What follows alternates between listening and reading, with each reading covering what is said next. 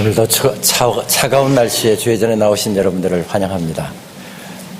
심각한 것은 좋지만 무거운 것은 좋지 않습니다. 오늘 우리가 말씀 나눌 텐데 말씀이 굉장히 기쁨의 소식인데 너무 심각하면 또 너무 무거우면 안 될 것 같습니다. 조금 얼굴을 펴시고요. 옆에 분들에게 인사 한번 하시고 말씀 나눌까요? 좀 미소를 지으시면서 옆에 분들에게 그렇게 인사 한번 하실까요? 예배 자리에서 보니까 정말 예쁘십니다. 그냥 당연한 듯이 받지 마시고요. 옆에 분들에게 한 번 더 그렇게 대답하십시다. 다 예수님 때문입니다. 좀 분위기가 훨씬 더 부드러워졌습니다. 아주 거짓말을 잘하는 한 아이가 성탄절이 되면서 예수님께 선물을 받고 싶었답니다. 그래서 엄마에게 묻습니다. 엄마, 예수님께 선물 받으려면 어떻게 해? 했더니 엄마가 이 아이가 평소 거짓말을 잘하는 아이여서 거짓말 안 하고 착한 일을 많이 하면 아마 예수님이 선물을 주실 거야. 그래서 이 아이가 자기 방에 와서 곰곰이 생각을 합니다. 그러다가 예수님께 편지를 써보내기 시작하죠. 예수님, 저는 거짓말을 한 번도 한 적이 없고요. 그리고 착한 일만 지금까지 했어요. 하고 이렇게 써내려가다 보니까 양심의 가책이 되는 겁니다. 그래서 그냥 그거 지워버렸습니다. 그리고 다시 고심을 하다가 이렇게 써내려갑니다. 예수님, 지금까지 저는 거짓말을 조금 했지만요. 앞으로는 거짓말도 절대 안 하고요. 착한 일만 하면서 살 거예요. 그리고 선물 보내달라고 이렇게 하려고 하는데 보니까 자신이 없습니다. 그래서 그냥 그거 종이를 그냥 구겨버리고 쓰레기통에 던졌습니다. 그리고 한참을 고심하다가 좋은 수가 생겼다는 듯이 아주 얼굴에 웃음을 띠고서 밖으로 나갑니다. 동네 성당으로 나가더니 동네 성당 뜰 아래에 있는 조그만 성모상을 가슴에 딱 숨겨갖고 집으로 달려옵니다. 책상 앞에 작은 성모상을 딱 세워놓고 예수님께 편지를 쓰기 시작합니다. 예수, 내 엄마는 내가 인질로 잡고 있다. 엄마를 살리고 싶으면 선물을 보내라. 누가 웃자고 만든 이야기겠습니다마는 선물을 받고 싶어하는 이 아이의 영악한 모습에서 오늘날 변질되고 있는 성탄절기의 모습을 보는 것 같아서 씁쓸합니다. 진정한 성탄의 의미는 알지 못한 채 자기의 만족과 욕심만을 채우려고 혈안이 되어 있는 현대사회의 성탄절의 분위기, 혹시 그 풍경이 아닌가 생각이 되기도 하지요. 이제 성탄은 온 세계인의 축제가 되었습니다. 예수님을 믿는 사람이건 믿지 않는 사람이건 성탄 캐롤을 흥얼거리기도 하고요. 예수님 전혀 기다리지 않으면서도 기쁘다 구주 오셨네를 이야기하기도 하고 만백성 맞아라 찬양을 하기도 합니다. 오늘날 성탄절은 백화점과 상가에 먼저 오지요. 온 세상 사람들이 축하하고 기뻐한다라고 하는 점에서는 감사한 일이다, 고마운 생각이 들면서도 그러나 오늘날 성탄의 의미가 전도되고 왜곡될 수 있는 위험과 도전 앞에 우리가 서 있다는 생각을 갖게 됩니다. 그 중에서도 성탄의 의미를 가장 많이 왜곡하고 전도시킬 수 있는 것 가운데 몇 가지는 상업주의입니다. 또한 소비주의입니다. 상업주의는 무엇이지요? 성탄절에 한몫 보는 절기입니다. 그 이상의 그 이하의 의미도 없습니다. 소비주의는 많이 쓰고 많이 누리고 많이 즐기는 축제일 뿐입니다. 그러나 성탄절과 관련하여서 교회가 결코 놓쳐서도 안 되고 놓칠 수도 없는 것들이 있습니다. 그것이 무엇입니까? 성탄의 복음입니다. 그것이 무엇입니까? 경배의 신앙입니다. 이것을 놓쳐버린다고 한다면 성탄절은 이미 성탄절이 될 수가 없게 되는 것이지요. 성탄의 복음, 또 경배의 신앙을 놓쳐버리면 우리는 모든 것을 놓쳐버리는 것이 되지요. 성경에서는 예수님께서 탄생하실 때 혹은 탄생하기 전에 성탄의 복음을 이렇게 우리들에게 들려줍니다. 한 아기가 우리에게 낳고 한 아들을 우리에게 주신 바 되었는데 그 어깨에는 정사를 메었네. 그 이름 기묘자, 그 이름 모사, 영존하시는 하나님 아버지, 평강의 왕이시라. 이렇게 오래전에 예수 그리스도의 오실 때를 즈음하여 성탄의 복음을 우리에게 들려주고 계십니다. 메시아가 오신다는 것입니다.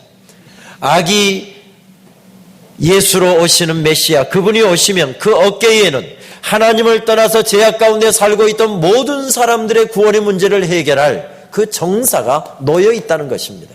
예수 그리스도 오심으로 말미암아 우리의 죄의 문제가 해결되고 구원의 문제가 해결되고 영생의 문제가 해결된다는 것이지요. 그렇습니다. 성탄의 복음을 한마디로 압축한다고 한다면 그분이 오신다는 것입니다. 그분이 오시면 버려졌던 땅에 방황하고 있던 사람들, 죽음에 덫에 걸려있던 사람들, 미래가 없던 사람들, 소망이 없던 사람들이 영생의 선물을 얻게 되며 천국을 선물로 받게 되며 하늘의 놀라운 평화와 축복을 누리게 된다라고 성경은 말씀하고 있습니다. 그분이 오신다.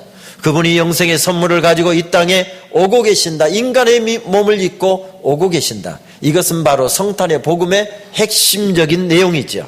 얼마나 놀라운 말씀입니까? 하나님께서 사람이 되셔서 그 방법이 아니고서는 우리들에게 영원한 생명을 주실 수가 없어서 하나님께서 인간의 몸을 입으시고 이 땅에 친히 내려오셨다는 것입니다. 성탄은 바로 그러므로 그 축복의 사건을 받아들이면 되는 것입니다. 그 은혜를 그냥 내가 받아들이면 되는 것입니다. 그 은혜를 누리면 되게 되어 있습니다. 이 놀라운 은혜를 받은 사람들은 가슴이 떨리게 되어 있지요. 감격하게 되어 있습니다. 거기에서 나오는 것이 무엇입니까? 찬양입니다. 거기에서 나오는 것이 무엇입니까? 경배의 신앙인 것이지요. 그런데 이런 성탄의 복음을 들려주시면서 오늘 말씀 마태복음 2장 1절 말씀에서는 그 복음의 말씀이 어떻게 시작되고 있습니까? 헤롯 왕 때에 이 거룩한 성탄의 복음과는 전혀 어울리지 않는 한 이름을 언급하면서 이 성탄의 복음을 우리에게 들려주고 있습니다. 헤롯은 본래 유대인이 아니었습니다. 그럼에도 그가 모략에 뛰어나고 지략에 뛰어났으며 정치적인 역량이 뛰어나서 로마 황제의 인정을 받아서 50년이 넘게 분봉왕으로 유대 나라를 다스렸던 아주 능력 있는 왕이었습니다. 그런 왕 때에 바로 예수 그리스도께서 오셨다는 것입니다. 그런데 정치적으로 역량이 있었고 리더십이 뛰어났을지 모르지만은 아주 포악한 왕으로 알려져 있습니다. 또한 정신병적인 징후도 앓고 있어서 이 헤롯 왕은 자기 아내도 자기 손으로 죽였습니다. 장모도 죽였습니다. 장남도 죽였습니다. 그리고 두 아들도 죽였습니다. 그러니까 아들만 셋을 죽인 왕이었습니다. 왕권을 넘나본다는 그 이유 때문이었습니다.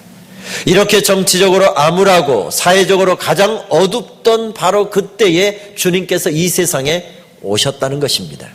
그 어렵고 암울하던 때에 주님께서 어려움 가운데 있는 사람들과 외로움 가운데 떨고 있는 사람들과 고통 가운데 있는 사람들과 임마누엘 하시기 위해서 함께 거하시고 함께 동행하시기 위하여 이 땅에 오셨다는 말씀입니다. 그 어둠의 터널을 지내고 있는 사람들에게 예수님의 이름이 처음으로 들려줍니다. 마태복음 1장 말씀을 보면 아들을 낳으리니 그 이름을 예수라 하라. 이는 저가 저의 백성을 죄에서 구원하실 것임이라 이렇게 말씀하고 있습니다. 성탄은 어둠 속에 살고 있는 사람들에게 예수님의 놀라운 이름이 선포되는 축복의 절기입니다. 그 이름을 부르는 곳에 오늘도 하늘의 축복은 시작되지요. 그 이름을 믿는 곳에 구원의 축복이 시작됩니다. 예수님의 이름을 부르기 전까지 우리는 하나님의 진노의 대상들이었습니다. 예수님의 이름을 믿고 의지하기 전까지 우리는 하나님의 저주의 대상이었습니다. 그러나 우리가 예수님의 이름을 부르기 시작할 때, 예수님의 이름을 믿기 시작할 때, 그 이름을 통해서 우리들에게 주어지는 놀라운 구원의 축복을 받아들이기 시작할 때 우리들에게 그 축복의 사건이, 은혜의 사건이 시작된다는 말씀입니다. 그러므로 이 복음을 경험한 사람에게만 성탄은 진정한 축복일 수 있습니다. 이 은혜를 받아들인 사람만 성탄은 비로소 은혜일 수 있습니다. 삶이 어려움 가운데 있는 분이 계십니까? 바로 예수 그리스도의 이름을 받아들이실 수 있게 되기를 바랍니다. 그것이 건강의 어려움이든 사업의 어려움이든 가정의 어려움이든 자녀의 어려움이든 인생의 어려움이든지 간에 상관없이 인생의 캄캄한 밤을 지내고 계신 분들이 계시다고 한다면 이 성탄의 복음을 새롭게 들으실 수 있게 되기를 바랍니다. 이 성탄의 복음을 바로 들은 사람, 바로 믿은 사람들은 아무리 비참한 생을 살고 있고 어려움 가운데 있다 할지라도 그들은 경배할 수 있었습니다. 찬송할 수 있었습니다. 비참한 생을 살고 있었던 한 여인, 그는 나이 20살이 넘도록까지 문밖 출입을 못했던 사람이었습니다. 내성마비를 앓고 있어서 태어나면서 내성마비로 태어나 초등학교도 가지 못했고 문 밖에도 나가지 못한 채 방에 갇혀 평생을 살아야 했던 여인이었습니다. 그러다가 어느 날 우연히 극동방송의 채널을 맞췄다가 그 극동방송을 통해서 예수 그리스도의 이름을 들었고 그 복음의 놀라운 소식을 듣게 되었습니다. 예수님의 그 축복의 이름이 그 심령에 들려진 이후에 인생의 깊은 어두움 속에서 그는 노래하기 시작하지 않습니까? 바로 송명희 시인이 쓴 예수 그 이름이라고 하는 시에 보면 그는 이렇게 예수님을 받아들이고 나서 이렇게 노래하고 있습니다. 예수 그 이름 나는 말할 수 없네. 그 이름 속에 있는 비밀을, 그 이름 속에 있는 사랑을, 그 사랑을 말할 수 없어서 그 풍부함 표현 못해서 비밀이 되었네. 그 이름. 사람들 그 이름 건축자의 버린 돌처럼 버렸지만 내 마음 속에 새겨진 이름은 아름다운 보석, 내게 있는 귀한 비밀이라. 내 마음에 숨겨진 기쁨, 예수 오 그 이름 나는 말할 수 없네. 그 이름의 비밀을, 그 이름의 사랑을. 그렇습니다. 성탄절은 예수님의 이름이 들려지고 그 이름을 통해서 우리들에게 나타난 거룩한 신비와 하늘의 축복을 노래하고 기뻐하는 절기입니다. 그러므로 이 신비가 체험되어질 때, 이 축복이 체험되어질 때 진정한 성탄일 수 있는 것이지요. 1998년에 세상을 떠난 청록파 시인 가운데 한 사람인 박두진 시인은 그의 나이 70이 되고 80이 되면서 유난히 신앙시를 많이 발표했던 시인으로 알려져 있지요. 그의 유고 시집인 당신의 사랑 앞에라고 하는 시집에 보면 함성이라고 하는 제목의 시가 나옵니다. 살아생전 자연을 무척 사랑했던 시인은 특별히 수석 사랑이 남달랐다고 하지요. 수석영가라고 하는 제목의 연작시에 나오는 이 함성이라고 하는 시를 읽어보면 이렇게 되어 있습니다. 덥석 너를 부둥켜 안고 함성 지르고 얼싸동동 너를 둥둥 하늘까지 치올려 해 걸고 달에 걸고 별에 거는 맹세 노래보다 울음보다 더 슬프고 신나게 천방지충 항울 속에 어질뜨리고 싶다. 와락당겨 부둥켜 안고 함성 지르고 싶다. 여러분, 아무리 금덩어리도 돌멩이처럼 여기는 신앙인이라고 한다 할지라도 이 돌멩이 하나 안고서 이 춤추고 얼싸동동 춤추고 싶다는 시인의 감격과 열정이 전혀 느껴지지 않으면 그 다음 말씀이 이어질 수가 없습니다. 여러분 조금 느끼는 표정이라도 좀 지어보시죠. 이 시인의 열정이 좀 느껴지십니까? 아름다운 수석을 아마 선물 받은 것 같습니다. 너무 아름다운 모습에 그것을 안고서 가슴에 품고 얼싸둥둥 춤이라도 추고 싶다라는 것입니다. 해에 걸어두고 싶고 달에 걸어두고 싶고 별에 걸어두고 싶더라는 것입니다. 선물을 받아든 아름다운 자연의 아름다운 창조물을 받아든 사람의 감동을 지금 시인은 그렇게 노래하고 있는 것이지요. 이 시를 읽다 보면 나 자신에게 던지는 질문이 있습니다.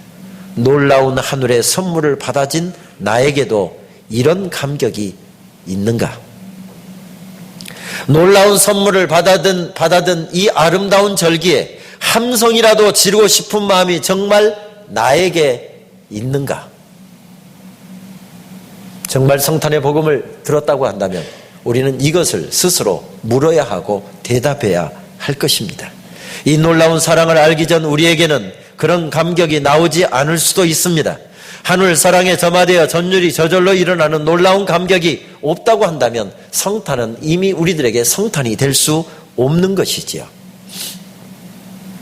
중학교에 다니는 딸아이가 불치병에 걸렸습니다.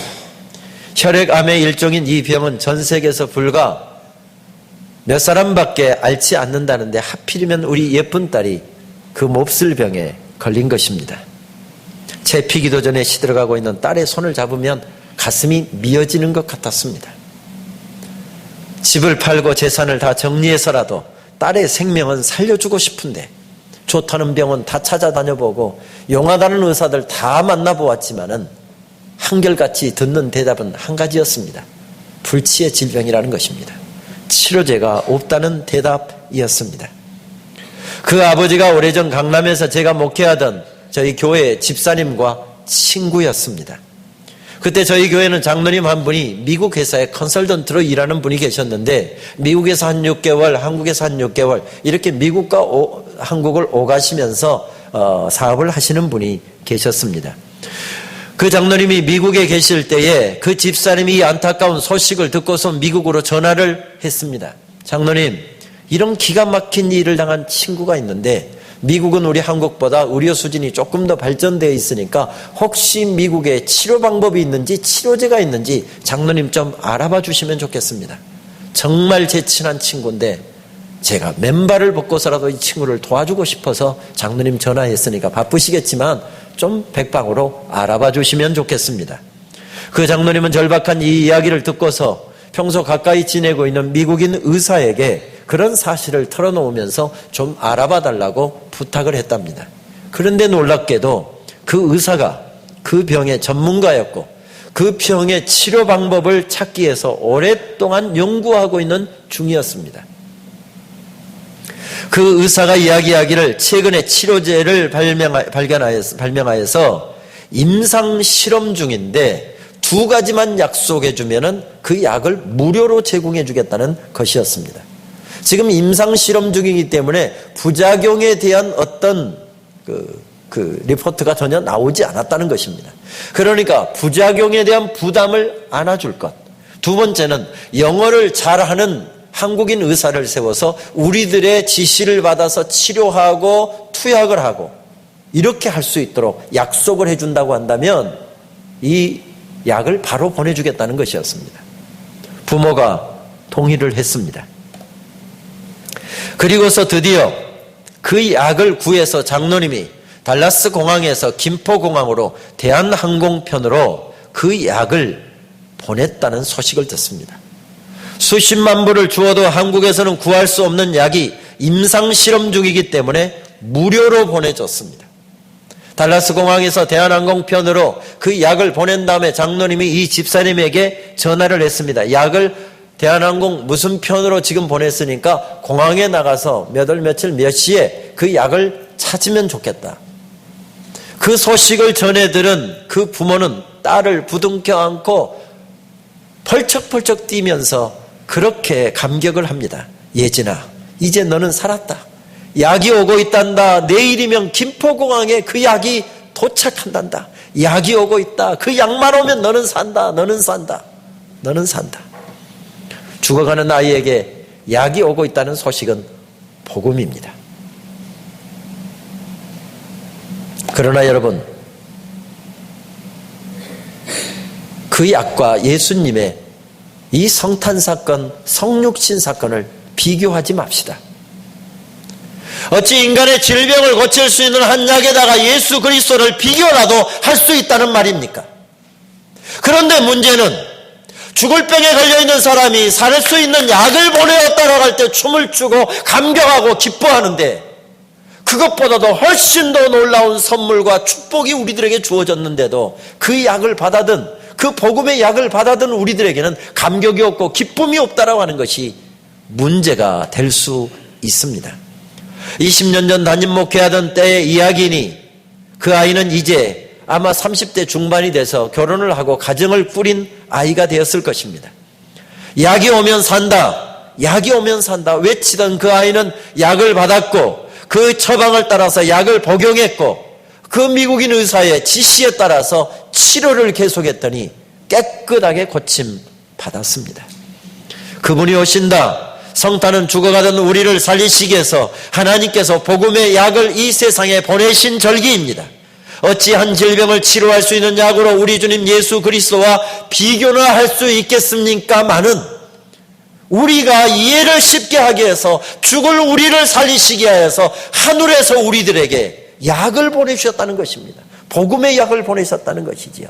그 축복 앞에 우리가 서 있습니다. 성탄의 바른 이 복음의 놀라운 소식을 깨달은 사람들은 그러므로 기뻐하게 되어 있습니다. 찬양하게 되어 있습니다. 감사하게 되어 있습니다. 감격하게 되어 있습니다. 춤을 추게 되어 있습니다. 성탄 캐롤이 어떻게 시작됐습니까?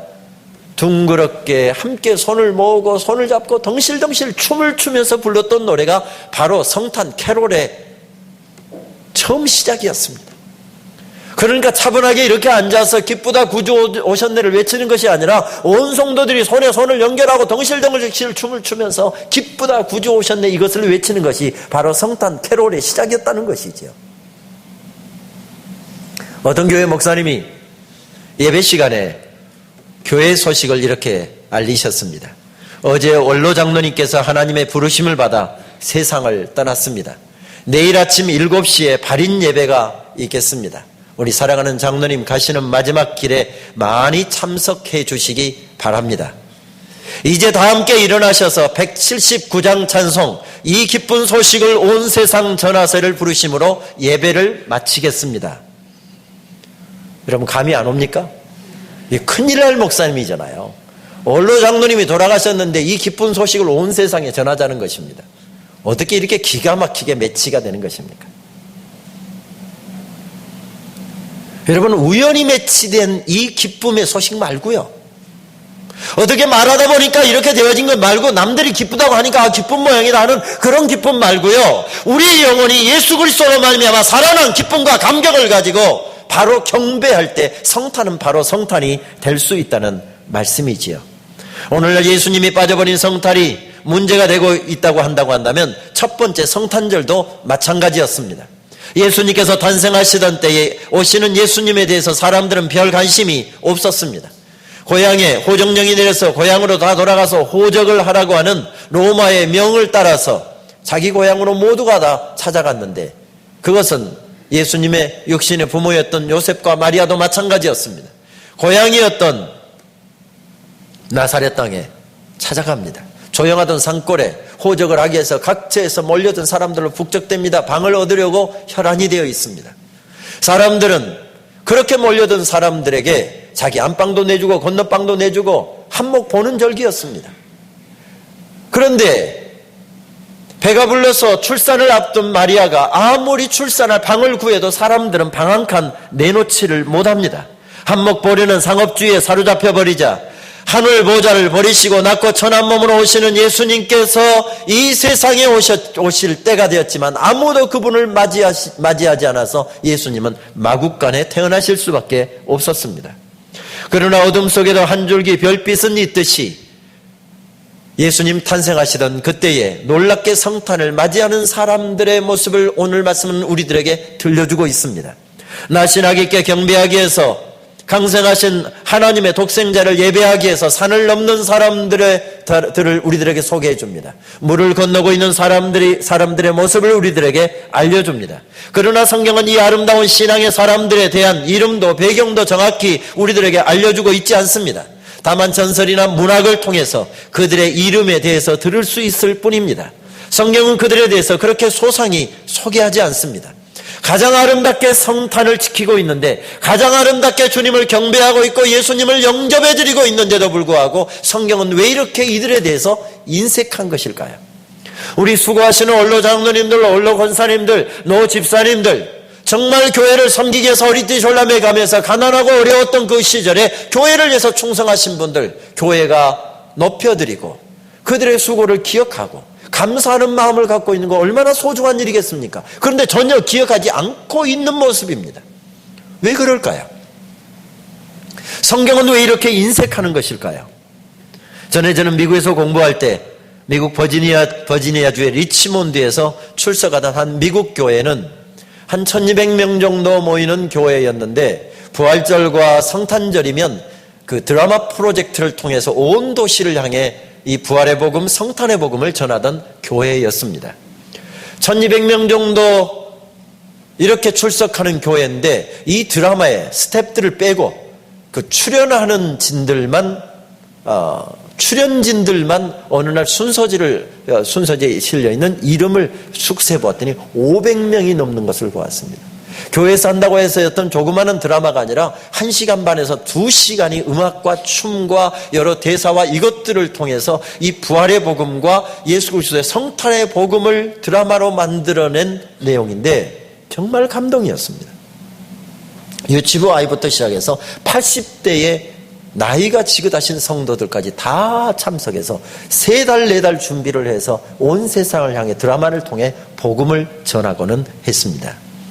이 드라마를 여러분들에게 좀 제가 앞에서 보여드리면 얼마나 좋겠습니까마는 이걸 보여드릴 수가 없습니다. 그때 여기에 감동을 받았던 저와 함께 그 교회를 출석하면서 감동을 받았던 분이 지금 한일장신대 총장으로 있는 그 총장의 사모님이 음악을 전공한 분이라 강주 월광교회에서 이분들이 그 드라마를 한번 실제로 그 교회와 같이 만들어서 연출을 했다는 이야기를 전해 듣기도 합니다. 여러분, 상상의 나래를 펴서 그 드라마의 성탄의 복음을 전하고 있는 드라마의 마지막 장면을 여러분 함께 관람해 보시지 않겠습니까? 여러분, 상상의 나래가 좀 펼쳐지셔야 드라마의 현장에 갈 수 있습니다. 모든 조명은 꺼져 있고 하늘에는 작은 별들만 반짝입니다. 모두가 잠들었는지 아주 조용합니다. 그 고요한 밤에 추위에 떨면서 마국간에서 요셉과 마리아 부부가 출산을 앞두고 있습니다. 신음소리가 나고 아이를 출산하려고 하는 그 소리가 들려옵니다. 그리고 아이 울음소리가 들려오지요. 드디어 출산을 했다는 이야기입니다. 그때 하늘로부터 내려오는 천군과 천사들이 이 천장에서 내려온 작은 로프 줄을 타고 내려오면서 찬송하기 시작합니다. 그리고 서서히 교회당이 밝아지기 시작합니다. 8군데인가 되는 통로에서 이쪽 줄에서 이쪽 줄에서 예물을 든 동방박사들도 목자들도 나타나기 시작하고 말을 탄 사람들 로마 군병도 나타나기 시작하고 낙타를 타고 온 사람도 나타나기 시작하고 양떼를 이끌고 오는 어린 소년도 보입니다. 그러면서 각 줄에서 한 사람 한 사람씩 이 중앙의 무대를 향해서 접근해 오면서 찬송이 울려 퍼지기 시작합니다. 500명이 넘는 이 출연진들이 함께 올려드리는 찬송이 점점점 커지기 시작하고 이 오케스트라의 찬송이 점점 커지기 시작합니다. 온 교회가 밝게 빛나기 시작합니다. 그 찬송이 온 교회당을 떠나갈 듯이 찬송이 울려 퍼지기 시작하다가 찬송이 끝나자 서서히 조명이 또 어두워지기 시작합니다. 그리고 강한 불빛이 마국간 구유에 누여있는 아기 예수께만 집중되고 온 교회당은 불이 다 꺼집니다. 여러분, 어떻게 잘 따라오셨습니까? 여러분, 이것이 바로 성탄의 복음을 알려주는 핵심적인 내용입니다. 모든 스포트라이트, 모든 조명은 다 예수 그리스도에게만 집중되어야 된다는 것입니다. 내가 선물을 받고 내가 즐거움을 얻고 내가 기쁜 그것이 아니라 예수 그리스도께만 모든 조명과 모든 찬양과 모든 것이 집중돼야 되는 바로 이것이 성탄절이라는 것이죠. 그래서 동방박사들의 이름도 밝히지 않습니다. 그들이 어떤 신앙 배경, 어떤 교회에서 왔는지, 얼마나 예수님을 잘 믿는 사람이었는지, 얼마만큼만 대단한 예물을 드렸는지 그것 다 감추고 오직 예수님께만 초점을 맞추고 있는 것을 발견하게 됩니다. 그렇습니다. 그들은 별의 메시지를 알았습니다. 별의 메시지를 이해했습니다. 놀라운 소식을 대하자 그대로 앉아있을 수가 없었습니다. 그래서 그들은 벌떡 일어납니다. 그러나 그들은 주님이 탄생하신 자리로부터 너무 멀리 떨어져 있었습니다. 단숨에 달려갈 수 있는 그런 거리가 아니었습니다.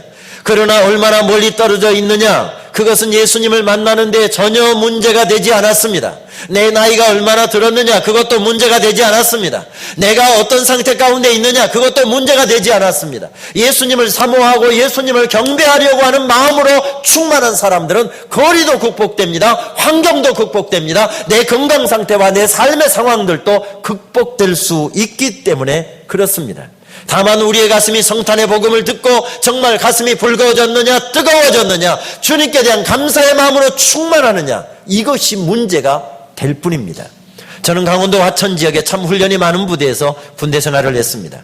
말단 소총중대의 소대장으로 부임한 그해 첫 겨울을 맞는데 얼마나 추웠는지 모릅니다. 세수를 하고 돌아서면 바로 이 얼굴에 물기가 닦여지는 얼굴이 쩍쩍 달아붙을 정도로, 그때 첫 해겨울은 영하 25도에서 30도를 오르내리는 그런 혹한의 기후였습니다. 그런데도 불구하고 혹한기 훈련이니 하면서 훈련은 계속됐지요. 100km 행군이 1년에 5-6차례 하는 때였는데 성탄절이 가까워오는 아마 12월 중순 이때쯤 100km 행군을 했습니다.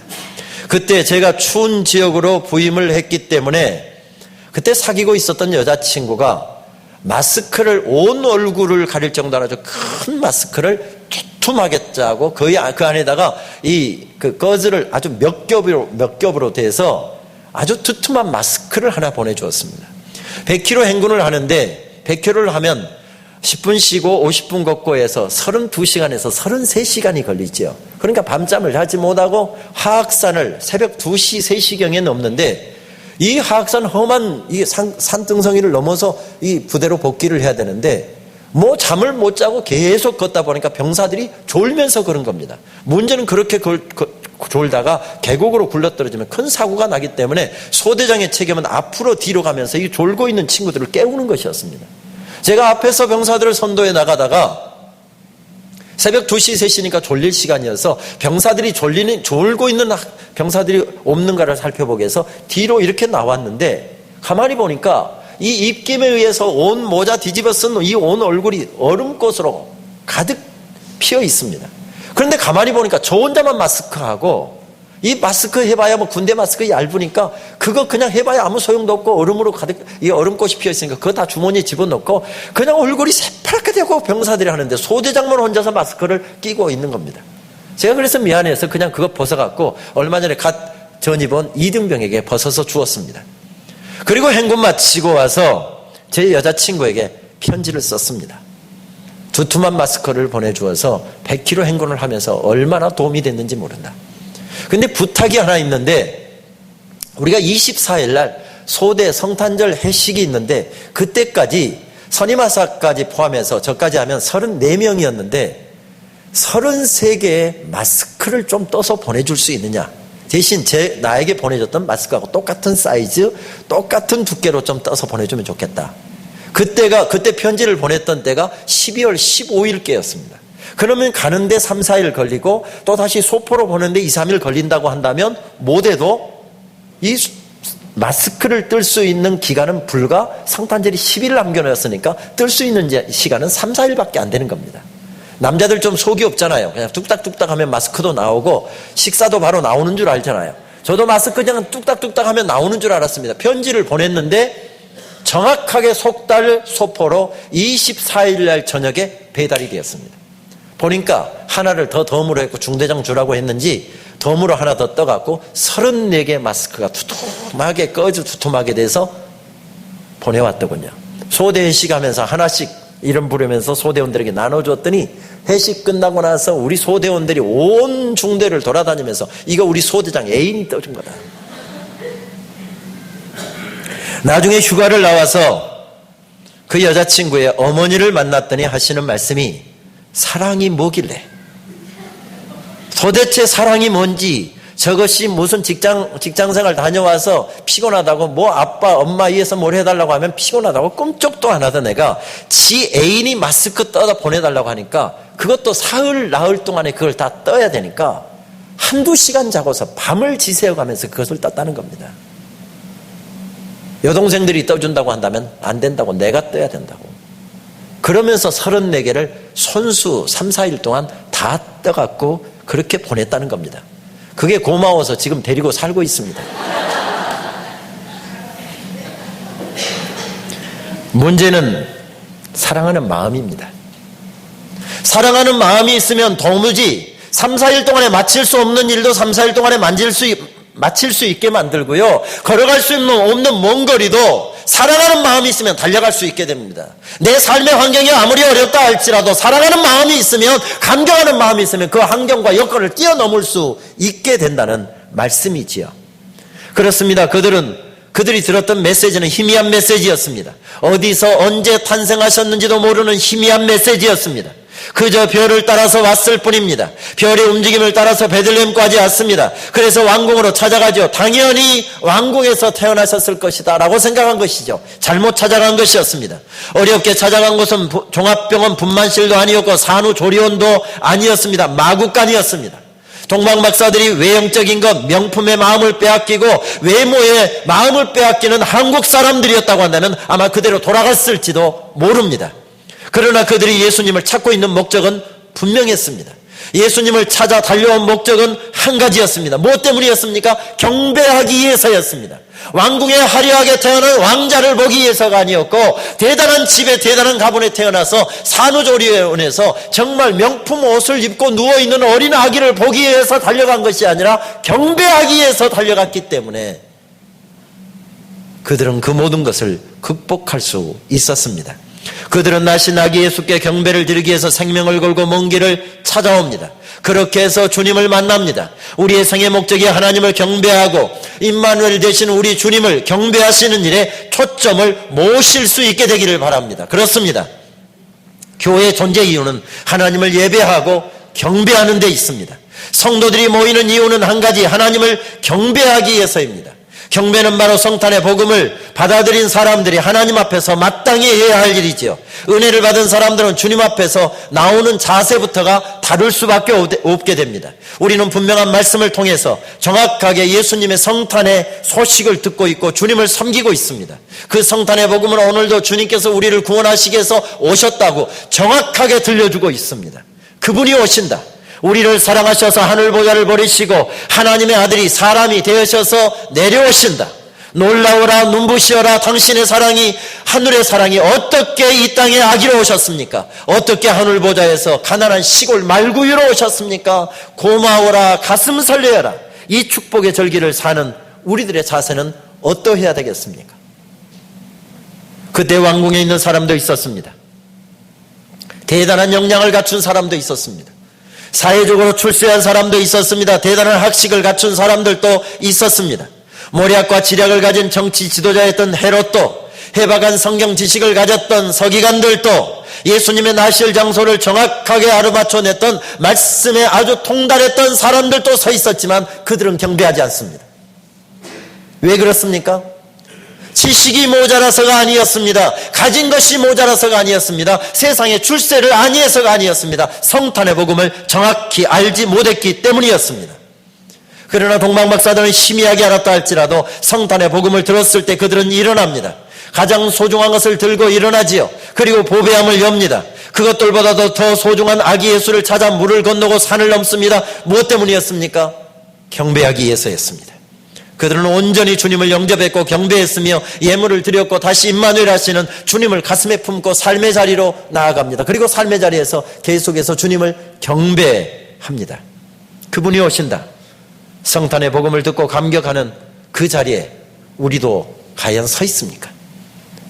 아니면 세상 것을 자랑하고 자기 지식을 자랑하고 자기가 누리고 있는 삶의 조건을 자랑하는 사람들의 부류에 서 있습니까? 아니면은 경배하는 사람들의 부류에 서 있습니까?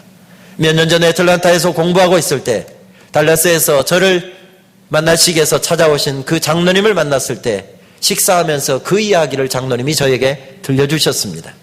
그분이 그 일 후에 한국에 나갔을 때 야단 법석이 났다 합니다. 내 딸의 생명을 살려준 생명의 은인이 오신다고 김포공항에 할머니부터 할아버지, 어린 손자들까지 다 동원해서 프랭카드 들고 이 금메달 따고 오는 선수들에게 걸어주는 그 목에다 걸어주는 화환 있잖아요. 화환도 준비하고 꽃다발도 준비하고 장로님이 출구에서 나오자마자 프랭카드를 흔들고 꽃다발을 들고서 할머니가 뛰어오고 할아버지가 뛰어오고 어린 손주가 뛰어오고 하면서 목에다 화환 걸어주고 하도나 난리를 법석을 띄우길래 아니 왜 이러십니까? 왜 이러십니까? 저는 소개한 것 외에는 한 것이 아무것도 없는데 왜 이렇게 난리 법석입니까? 그랬더니 그 아버지가 그 장로님에게 그렇게 말씀하시더라지요. 만약 장로님 딸이 죽을 병에서 살아났는데 장로님은 이렇게 하지 않겠습니까? 장로님의 딸이 죽을 병에서 살아났는데 장로님은 이렇게 하지 않겠습니까? 여러분, 이 고백이 놀라운 선물을 받아지고 새 생명을 얻은 사람들의 자세가 그려할진데 바로 예수님을 통해서 하늘의 생명, 영원한 생명을 허락받은 우리 모두가 성탄절을 맞을 자세가 이러해야 되지 않겠습니까? 오늘도 주님은 오고 계십니다. 우리의 삶을 거치고 우리의 외로운 인생과 함께 동행하시고 임마누엘 하시기 위해서 주님은 오십니다. 그분이 오고 계십니다. 기도하시겠습니다.